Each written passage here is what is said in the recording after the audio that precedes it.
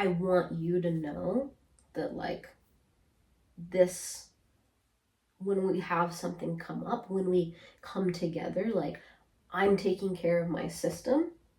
I'm available to be in a regulated space, and I want your nervous system to know that it's safe to trust and to lean into that and to be here more fully.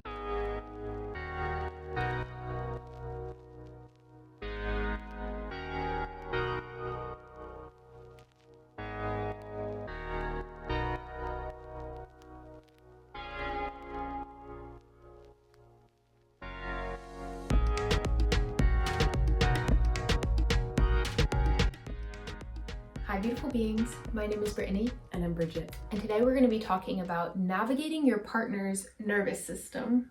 Yes.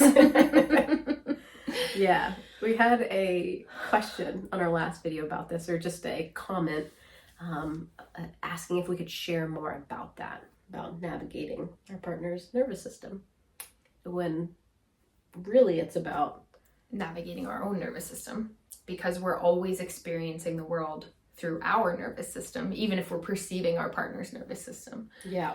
Or what can, I think, come up in partnerships or relationships is, right, where I have a pattern of experiencing our nervous systems together, or you, just using this example, you in a certain state, and then my nervous system perceives the past experience.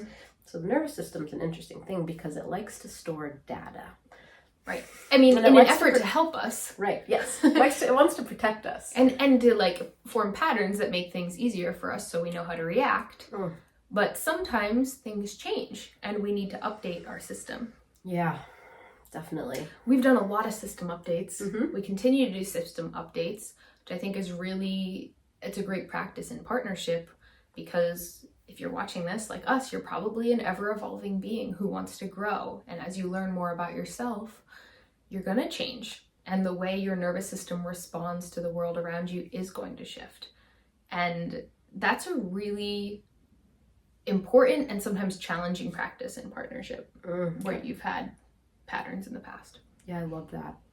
And I think one thing that has helped me is learning more about my own nervous system, or just like what a nervous system is.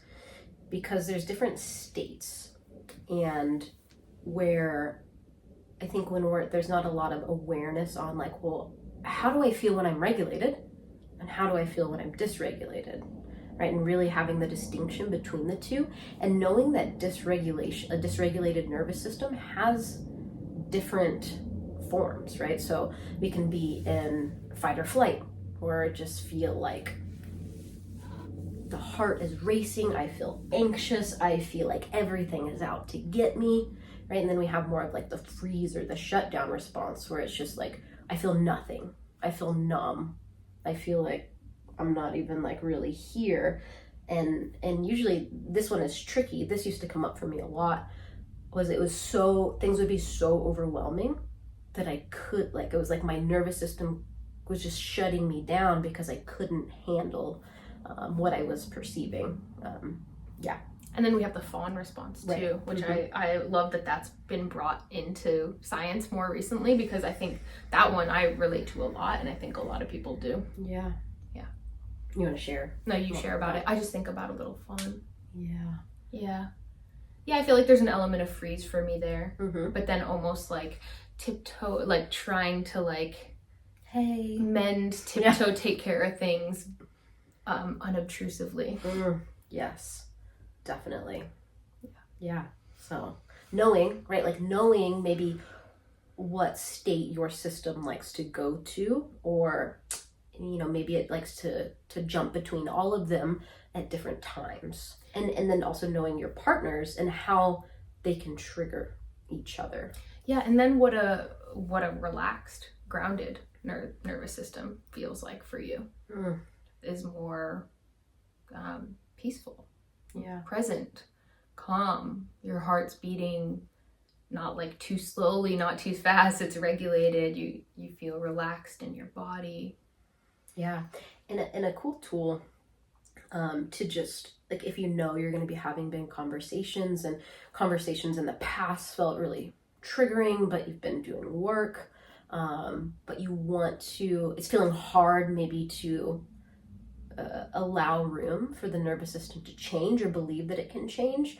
I think one thing that felt helpful for us was just creating space to connect that had nothing to do with having the communication. Like, our nervous systems are just getting to communicate. So we're going to have a practice where we're maybe eye gazing together, breathing together, regulating together. Really helped rewire, like, our nervous systems can feel, our systems can feel safe together.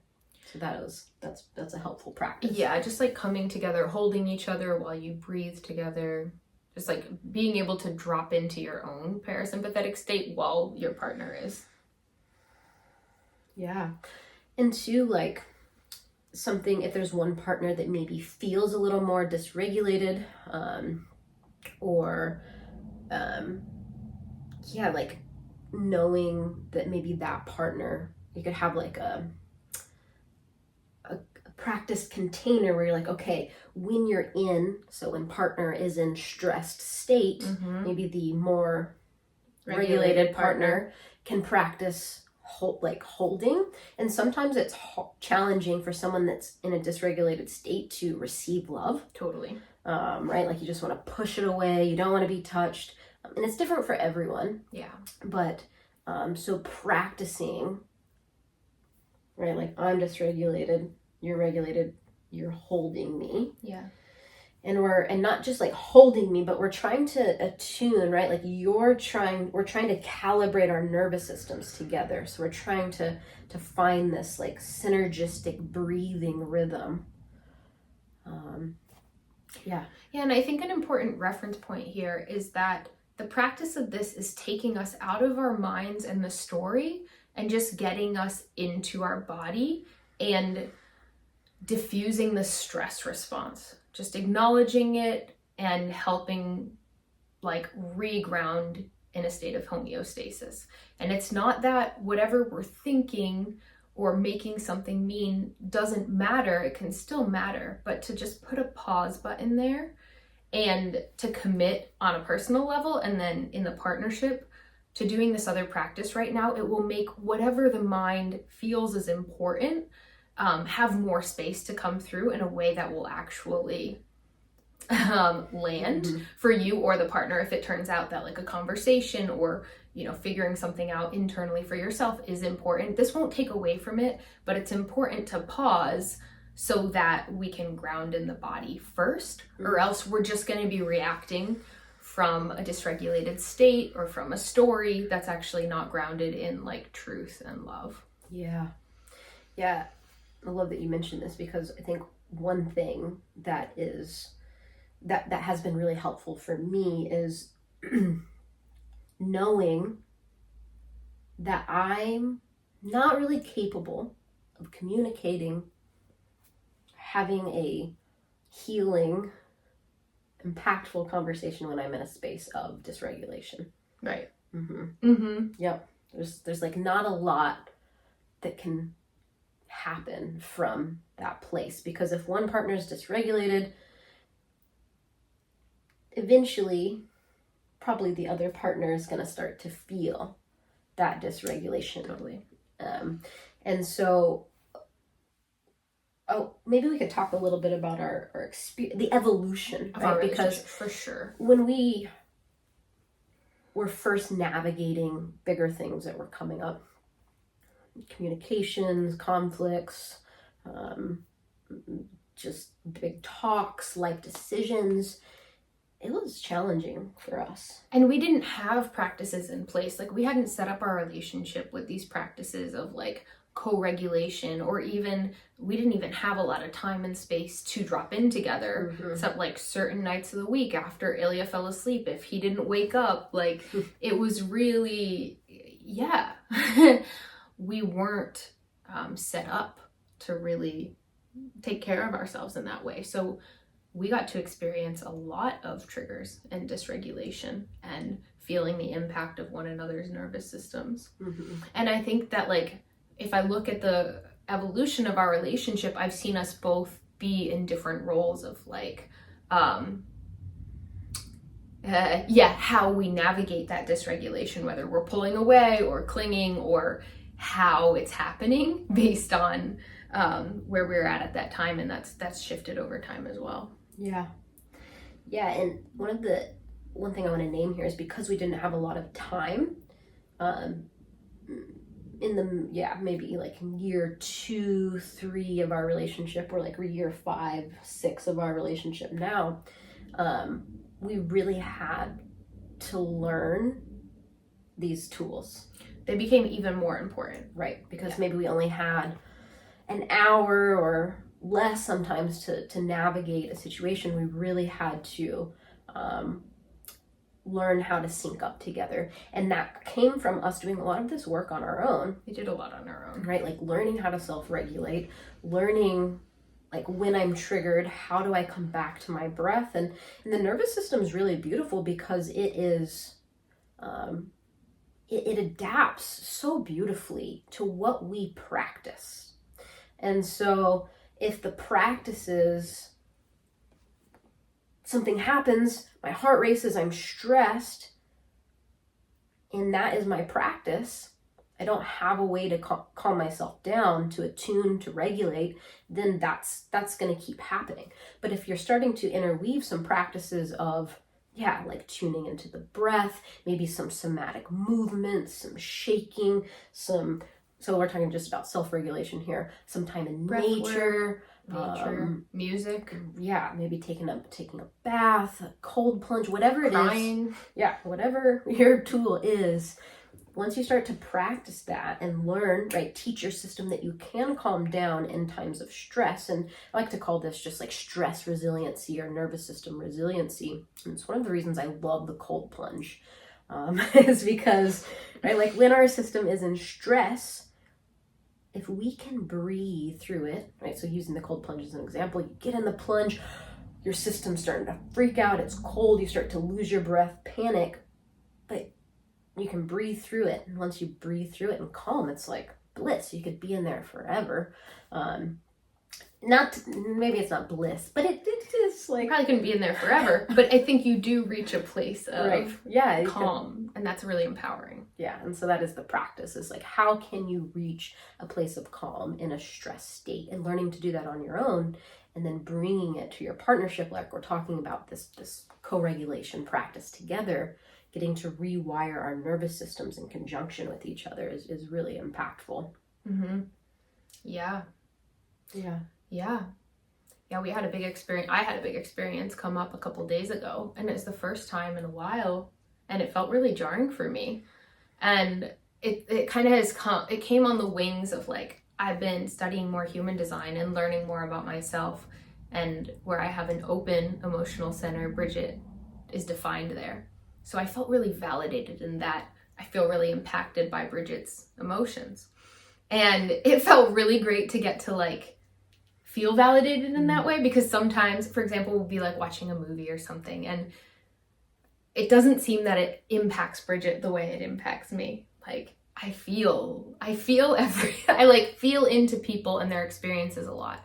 Maybe accurately, maybe not. Like it's not to say that whatever Bridgette's experiencing, I completely accurately feel. But after reading that, I feel into people a lot, and I'll probably have a more intense emotional experience. I felt so validated. And then we had this experience come up, which was in hindsight perfect.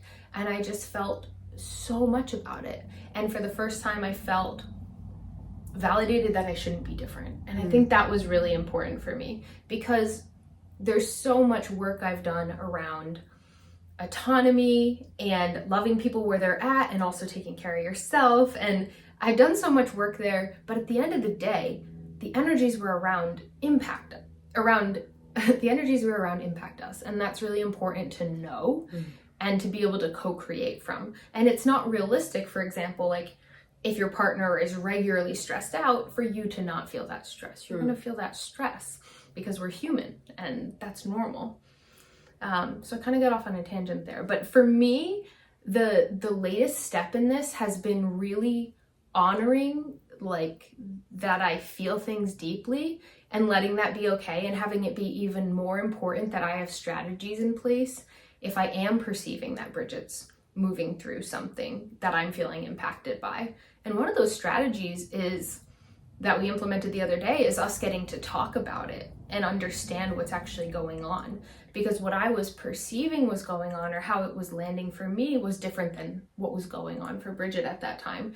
And a lot of that was based on this like past conditioned response from other experiences we'd had in the past. And I was fearing it was like this big thing. Yeah, I love that you just named that, because I think that piece of allowing our nervous systems to adapt to the new environment is really impactful. Yeah, and Bridgette said something to me afterwards. Like, I had this emotional response for a couple hours, and it was just like giving Bridgette space, because that's what I understood she was wanting. And when we came back together, one of the things that came through in our conversation is Bridgette was saying, like, it's safe here now, you know, like, you said something else too, but it was like, yeah, I think I was just wanting to share with you that, like, I want you to know that, like, this, when we have something come up, when we come together, like, I'm taking care of my system.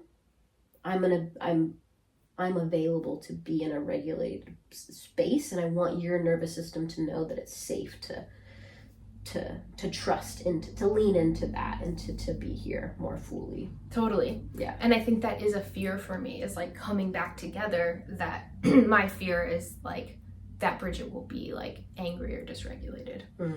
And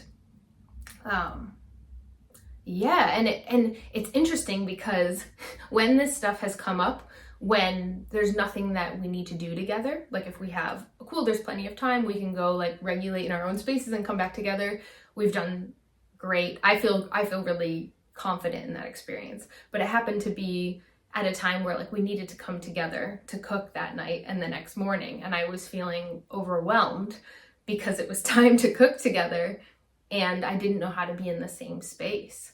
And so that's a really, it's cool to know that I feel confident self-regulating, and feel confident that like when we take our own space, we message each other these beautiful things, we come back together when we're ready, we talk about it, we're regulated, everything's beautiful. But like, what do you do when you have to come back together? Or you want to. Or want to come back together, for sure. Yeah. I do want to. Yeah. Yeah, I'm just saying, like, maybe you have to, maybe you're going to be around your kids, maybe you just, whatever the thing is, like, you have to, or maybe you just want to practice, have the practice of coming together and feeling, yeah, like you're getting to practice new areas of growth together, new areas of safety, deeper connection.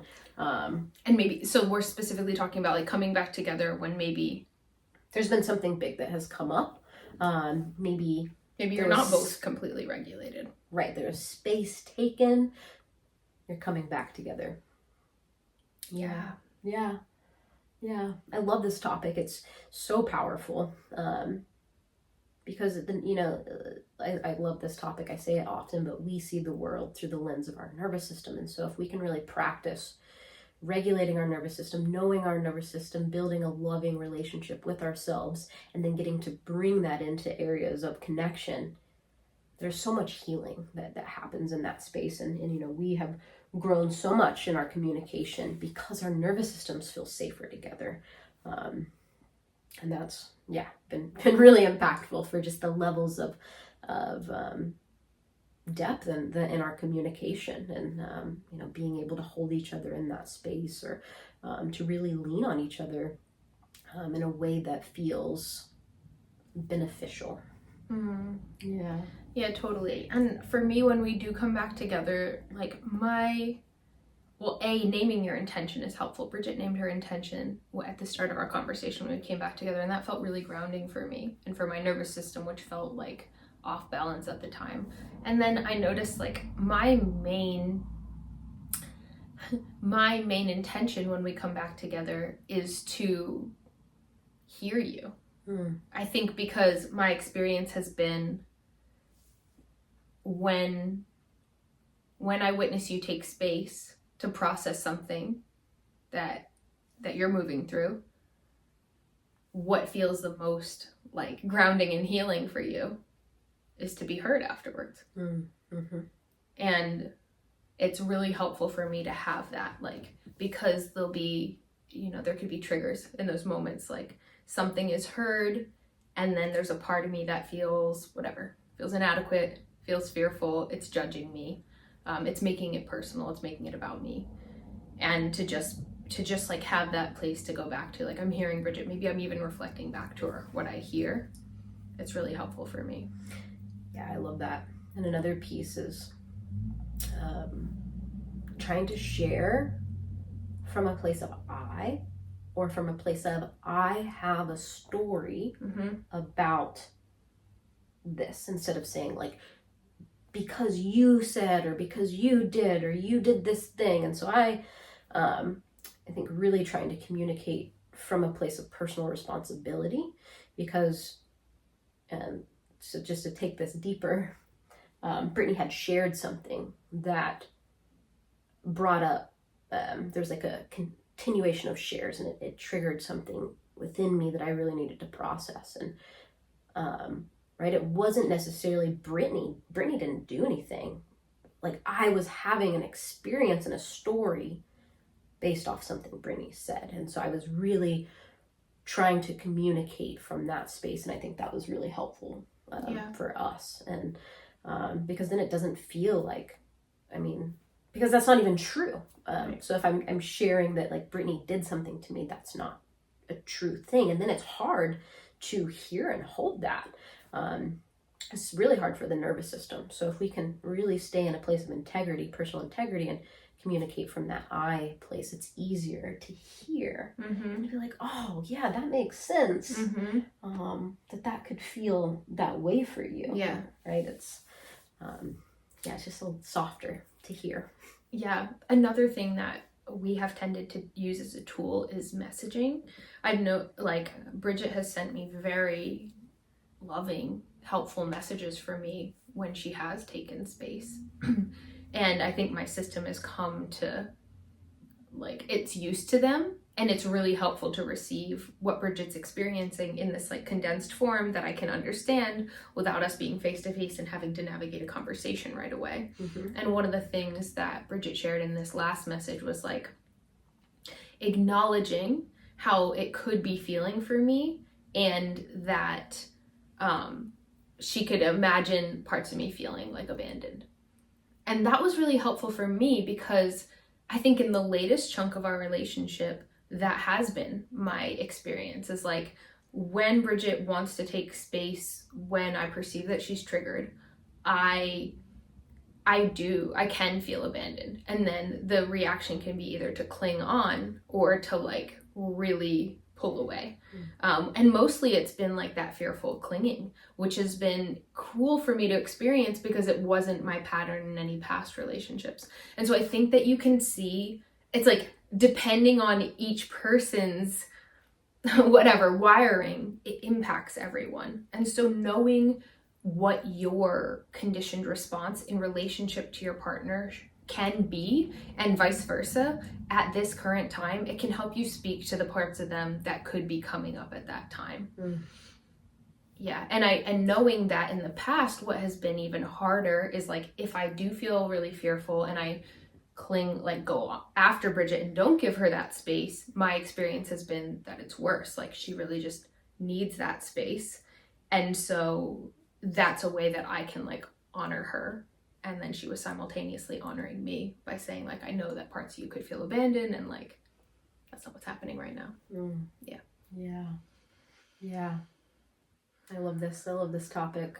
It's such a good, I feel like I could talk about this topic for so long. And I think I really want to like say that this is like a really hard thing to navigate, is nervous system dysregulation in partnership. There's so many subtleties and nuances, and everyone's nervous system is different, and the nervous system is always changing and growing. And so, and we're both really passionate, expressive people, and we feel a lot. So I mean, for us, it just makes sense. It's not a part of every partnership in this way, I don't think. Yeah.